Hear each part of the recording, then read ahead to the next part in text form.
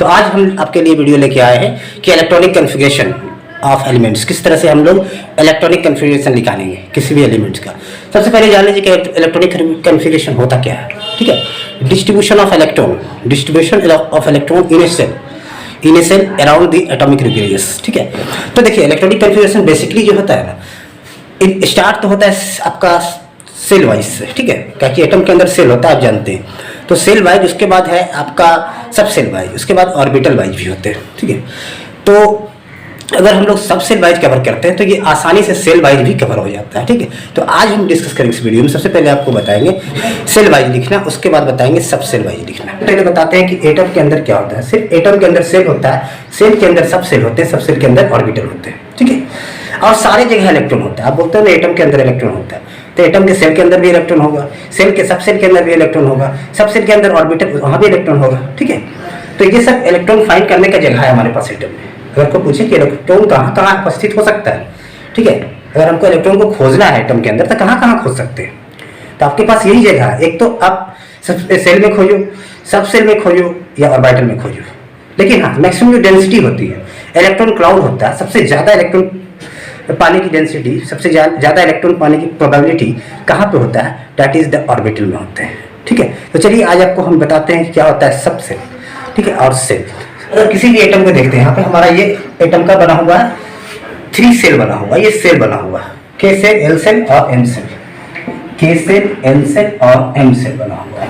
So many N cell भी हो सकता है, ओ सेल भी, पी सेल, बढ़ते जा, ये तो बढ़ भी सकता है, वो तो रिक्वायर होगा, जितना एटॉमिक नंबर आते चलेगा, डिस्कवर होते चलेगा, और नंबर ऑफ सेल हमारा बढ़ते चलेगा। ठीक है, तो यहाँ पे देखिए कि अगर हम सेल वाइज कॉन्फ़िगरेशन सीखना चाहते हैं, सेल वाइज, ठीक है, सबसे पहला सेल वाइज कॉन्फ़िगरेशन, तो उसके लिए हम क्या करेंगे, उसके लिए हमारे पास क्या है कि किसी भी एनर्जी लेवल में, किसी भी सेल में या किसी भी ऑर्बिट्स में मैक्सिमम नंबर ऑफ इलेक्ट्रॉन आप कितना भर सकते हैं, 2n² के इक्विवेलेंट। ठीक है, maximum number of electron, maximum number of electron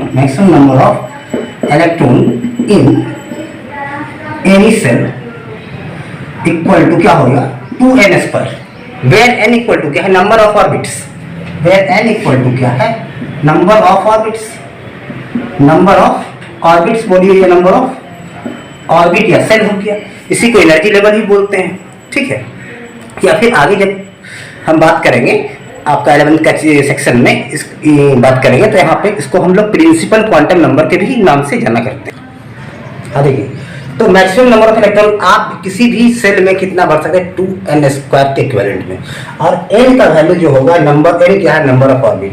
n का मतलब वैल्यू, ध्यान रखिएगा, बहुत सारे ऐसे सवाल आपके मन में आ रहा होगा, जब आता होगा, जब आप इलेक्ट्रॉनिक कॉन्फ़िगरेशन लिखने बैठते होंगे, तो ऐसे क्यों नहीं हो रहा है, ये क्यों नहीं हो रहा, कैसे होगा, नहीं होगा, मतलब ये गलत क्यों हो जा रहा है, इसका आयरन का लिखते हैं तो गलती हो जाता है, कैल्शियम का लिखते हैं तो सही होता है, सोडियम का लिखते, तो इस सारी कन्फ्यूजन को दूर अभी आपको इस वीडियो में होने वाला है। ठीक है, तो यहाँ पे देखिए n equal to number of orbit है, तो n का वैल्यू क्या होगा, 1 2 3 4 5 6, अभी तक हमारे पास 7 ऑर्बिट है, तो चलिए 7 लिख दिए, हमारे पास 7 पीरियड है, 7 ऑर्बिट है। ठीक है, तो यहाँ पे देखिए n का वैल्यू याद रखिएगा, इसमें 1 2 3 4 5 6 7 यहाँ पे वैल्यू n का वैल्यू, तो ये ध्यान रखिए, यही क्या है, नंबर ऑफ ऑर्बिट।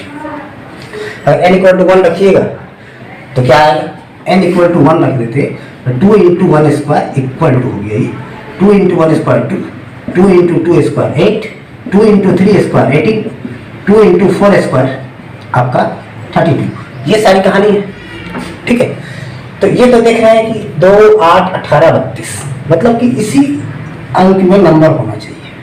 देख रहे हैं, 2 रहे, 18 रहे, 8 रहे, 32 रहे, लेकिन कहीं आप ये देख रहे हैं कि ये 2n² का वैल्यू आ गया, मतलब कि 7 आ गया, 6 आ गया। ठीक है, ऐसा पॉसिबल इसलिए नहीं है कि आप अगर 2 × n² है, अगर हम इसको 10 लाना है, 2n² इक्वल टू 10 लाना है, तो आप बताइए कि n का ऐसा कोई वैल्यू ही नहीं है कि जो कि आपको 10 इलेक्ट्रॉन दे। ठीक है, n इक्वल टू कोई ऐसा वैल्यू नहीं है जो कि आपको 10, फ्रैक्शन में हो सकता है, फ्रैक्शन में वैल्यू हो सकता है, फ्रैक्शन बैठा देंगे, हो सकता है हमको 10 मिल जाए, लेकिन ये भी तो ध्यान रखना होगा कि ऑर्बिट फ्रैक्शन में नहीं हो सकता। आप पूछे बोलेंगे कि आधा ऑर्बिट, ऐसा तो नहीं होता। या एक ऑर्बिट होगा, 2 ऑर्बिट होगा, 3 ऑर्बिट होगा, 3/4 ऑर्बिट तो नहीं होगा, ठीक है, 3/2 ऑर्बिट तो नहीं होगा, तो 1/4 ऑर्बिट तो नहीं होगा। तो ऐसा होने वाला नहीं है। तो इसलिए एल का वैल्यू ध्यान में रखिएगा कि यही सब आएगी, मतलब ऐसा वैल्यू रखना है कि ये 2, 8, 18 और 32 लाई कर रहा है, ठीक है। तो ये हो गया आपका 2n² के आधार पर। अब बताएंगे आपको सब सेल। तो शायद आप सेल में किस तरह से इलेक्ट्रॉन भरते हैं ये समझ गए। सेल के भरने का पैटर्न क्या है, जिस सेल में जो इलेक्ट्रॉन्स ऑफ होंगे, या तो आपके पास ऑप्शन 2 इलेक्ट्रॉन भरिएगा, या 8 भरिएगा, या 18 भरिएगा। इस टाइप का ऑप्शन में आपको सेल में इलेक्ट्रॉन भरना है, ऑर्बिट पे इलेक्ट्रॉन भरना है, ठीक है। ठीक, अब देखिए आपका हम कुछ एग्जाम्पल लेके दिखाते हैं, ठीक है। कुछ एग्जाम्पल उठाते हैं, जैसे कि मैग्नीशियम का बताइए एटॉमिक नंबर सभी हो जाता है 12 होता है। और 12 इलेक्ट्रॉन का मतलब हो गया 2, 8, 2, मतलब पहला सेल में अगर भरना चाहते हैं इसको 2n², तो फर्स्ट सेल में अगर पहला सेल में रखना चाहते हैं तो 2 × 1² बराबर 2। अब सेकेंड सेल में भरना चाहते हैं 2 × 2² बराबर 8, 2 × 3² बराबर क्या हो जाएगा 18। लेकिन हमको जरूरत कितना का है, रिक्वायरमेंट कितना का है, 8 तो 10 तो हो गया। इसके मतलब है थर्ड सेल में जो कितना इलेक्ट्रॉन हो जाएगा आपका 8, 2, 10, 7, 2, 12। मतलब कि पहला सेल में 2, फिर 2, 2, 4, 2, 6, 2, 8। अब फिर यहाँ पे हम कर सकते हैं मैग्नीशियम के केस में कि हमारा लास्ट सेल में 2 इलेक्ट्रॉन होगा। और याद रखिएगा एक चीज, जब भी आप सेल बाय कन्फिग्रेशन लिखते हैं तो लास्ट सेल में, नोट करके दिमाग में बैठा लीजिए इस बात को, लास्ट सेल में 8 से ज़्यादा इलेक्ट्रॉन पॉसिबल नहीं है। फिर से सुनिएगा, लास्ट सेल में 8 से ज़्यादा इलेक्ट्रॉन आप नहीं दी। अगर आपका 8 से ज़्यादा इलेक्ट्रॉन आ रहा है, 8 से ज़्यादा इलेक्ट्रॉन आ रहा है, इट मीन्स है कि आप गलत लिख रहे हो। फिर से चेक कर लेना उसको। अगर 8 से ज़्यादा इलेक्ट्रॉन सपोज हम दे दिए सेल में, सपोज हम एक एग्जाम्पल लेके समझाते हैं, हो सकता है इसमें आपको कन्फ्यूज़न हो सकता है। जैसे कि हम एक पोटासियम लिए या कैल्शियम लिए। कैल्शियम का एटॉमिक नंबर आप जानते हैं 20 होता है। कैल्शियम का एटॉमिक नंबर 20 होता है। इसका कॉन्फ़िगरेशन आप बोलोगे 2, 8, 8, 2 ऐसा लिखा जाता है, ठीक है, 2, 8, 8, 2। अब आपके मन में ये बात आएगी कि ये हम कॉन्फ़िगरेशन क्या 2, 8, 10 नहीं लिख सकते, 8, 2, 10, 10, 20। बात ये भी आ रहा होगा मन में कि 2, 8, 7, 1 लिख सकते हैं। ये भी मन में बात आ रही है। ये भी लिख सकते 2, 8, 6 और 2, ठीक है। 8, 2, 10, 6, 16, 8, 2, 10, 7, 15, 1, 16। सपोज 8, 2, 10, 10, 20। अब देखिए यहाँ पे, सॉरी, यहाँ पे 2, 8, आपका 8, 2 हो गई। किसका कॉन्फ़िगरेशन 2, 8, 9 और 1, ये आ सकता है मन में। 8, 2, 10, 9, 19, 21। आपके मन में ये भी बात आ सकती 2, 8, ठीक है, 10, 9 और फिर यहाँ पे सेम कॉन्फ़िगरेशन बन जाएगा ये वाला, ठीक है। तो आपके मन में अगर 2, 8, 10 क्यों नहीं होगा, तो ध्यान में ये रखिएगा 2, 8, 10 क्यों नहीं होगा कि लास्ट सेल में 8 से ज़्यादा इलेक्ट्रॉन नहीं होगा, ठीक है। और यही बताइए कि 2n²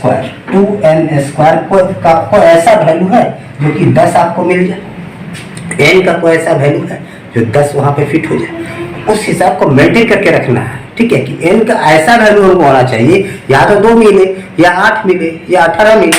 तो इस कंडीशन में हमको क्या करना है, उसको काम करना है। समझ रहे इस बात को? तो ये चीज़ है यहाँ पे। तो ये तो कहानी क्या हो गई आपका, सेल की कहानी अभी तक हम आपको बताए हैं। अभी इतना जो कहानी चल रहा था ये सेल का कहानी था। और जब ये सब सेल आप पढ़ लेंगे, सब सेल वाइज जब ये बताने वाले हैं कि सब सेल क्या होता है, तब सेल में जितने भी बड़ा बड़ा एलिमेंट्स जब आएगा, जैसे कि आयरन आ गया, मैग्नीशियम, Mn मैग्नीश आ गया, उसके बाद कुछ भी बड़ा एलिमेंट जिंक आ गया, तब आप थोड़ा सा अपने आप को सेफ फील करोगे इन इलेक्ट्रॉनिक कॉन्फ़िगरेशंस।